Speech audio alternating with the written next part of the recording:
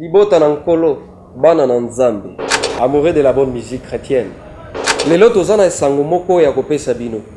Poete biso mezo Kin Express tochaki sur le marché concert ya ndegonabiso bandegonabiso ya Gaël Music o ebeta makina fikini. Ba pirater yango soki bomoni yango susu boye na marché inutile bosomba yango lisusu.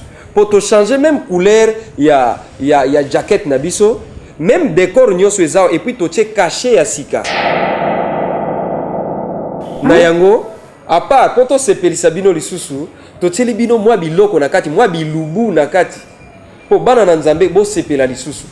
Nous aurons l'album de notre bien-aimé José Nzita Kanganga photo zwanga lelo monanga sikoyo po lobi na ngeza ndenge mususu. José Nzita dans Kanganga photo. Kanganga photo ezoya Kanganga photo eza na makambo ebele bandeko à boire et à manger. Ils ont 12 titres. Banzembo ze belé oyo ko edifier bana nzambe. Boko mona lisusu album ya ndeko na biso emenkano oyo asika ya mikolo oyo kishasa mobimba poto mobimba ezobina. Emenkano dans Devant ta face. Cherchez à l'écouter, cherchez à l'acheter et vous ne serez vraiment pas déçus. Album ya sœur Nabiso Marie Feza. Sœur Marie Feza dans Shangwe. Titre nango Shangwe. Zana 13 titres. L'album du pasteur Louva Ekaola.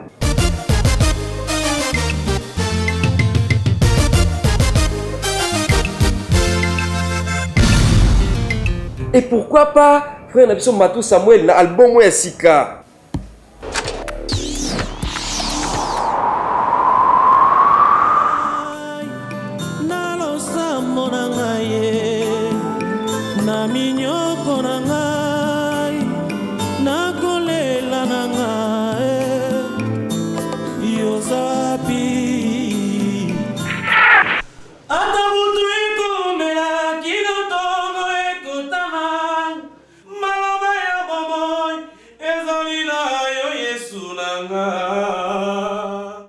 À suivre. Un jour aussi là. Payez son avocat aux ampisoli na yo. Payez au contact de la salibika.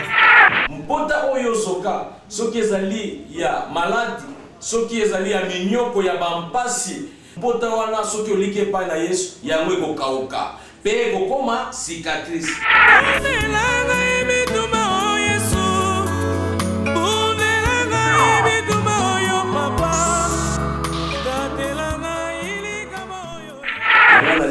La cicatrice de longa mpoete oizo ozokisa lelo lobi et comme cicatrice peyota to le pai na bato Yesu cicatrice de longa nyonso totie yango na kati ya bonus ya pochette ya sika oyo tokotia po oyo ba pirater yango na ba soi-disant producteur ba pirater oyo soki bomoni yango na couleur oyo eza déjà piraté. Alors pona okende ko somba pona ko soutenir pe bana na nzambe osa musala oyo. Yo frère en Christ na sœur en Christ. Maman na biso kati na Seigneur. Bo somba eloko eza original. Po bana ngope oyo bazo sala musala nzambe baliaka ba se retrouver. Et la Bible nous dit tu mangeras à la sueur de ton front. Et notre bien-aimé les pirates. Yo ozali ko manger na sueur ya front ya nani?